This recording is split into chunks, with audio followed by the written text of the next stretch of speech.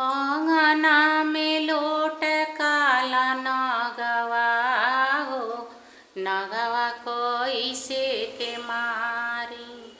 अंगना में लोट काला नगवा हो, नगवा कैसे के मारी। कैसे के मारी नगवा कैसे के मारी।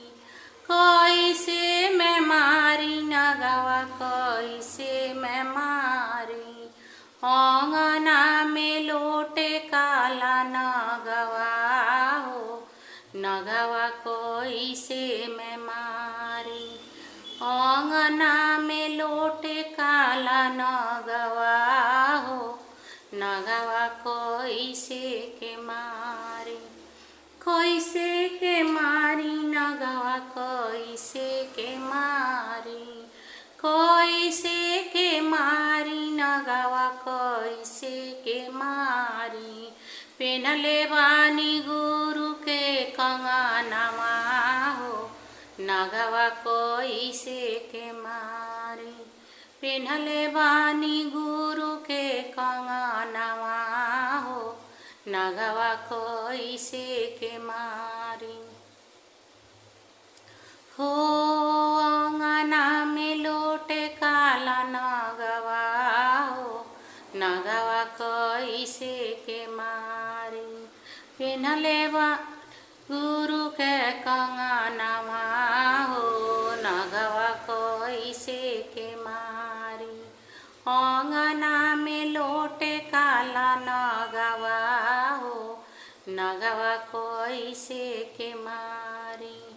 अंगना में लोटे काला नगवा हो, नगवा कैसे के मारी। कैसे के मारी नगवा कैसे के मारी। कैसे के मारी नगवा कैसे के मारी। लिहले बानी गुरु जी के मालवा हो, नगवा कैसे के मारी। जो पतानी गुरु जी के मालवा हो, नगवा कैसे के मारी।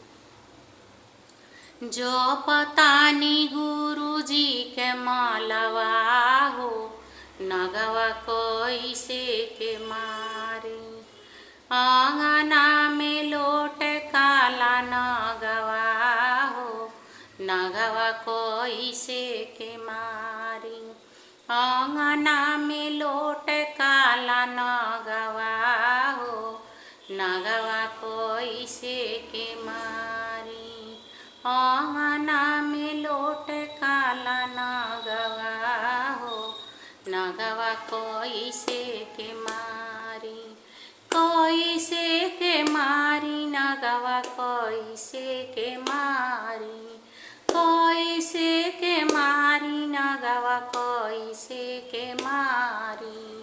करतानी नियम के पालनवा हो, नगवा कैसे के मारी। अरे करतानी नियम के पालनवा हो, नगवा कैसे के मारी। अंगना में लोट काला नगवा हो, नगवा कैसे के मारी। अंगना में लोट काला नगवा हो, नगवा कैसे के मारी। अंगना में लोट काला नगवा हो, नगवा कैसे के मारी। कैसे के मारी नगवा कैसे के मारी। कैसे के मारी नगवा कैसे के मारी। भजतानी शिव के भजनिया हो, नगवा कैसे के मारी। भजतानी शिव के भजनिया हो, नगवा कैसे में मारी।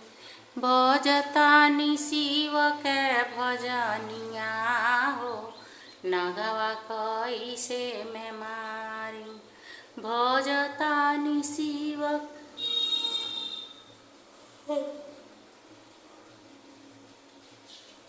के भजनिया हो, नगवा कैसे के मारी। भजतानि शिव के भजनिया हो, नगवा कैसे के मारी। जय शिव गुरु, जय शिव गुरु, हर हर महादेव, जय भोलेनाथ। जे भी गुरु भाई गुरु बहिना ई भक्ति शिव जी के भजन देख रहल बा, सबके हमार प्रणाम बाटे। और सबसे ये कहल चाहतनी, अगर ये भक्ति शिव जी के भजन आप सबके अच्छा लगे तो कृपया कमेंट बॉक्स में ज़रूर बताओ जाए लिख के, और लाइक शेयर और सब्सक्राइब करके सपोर्ट जरूर कर जा। जय शिव गुरु, हर हर महादेव।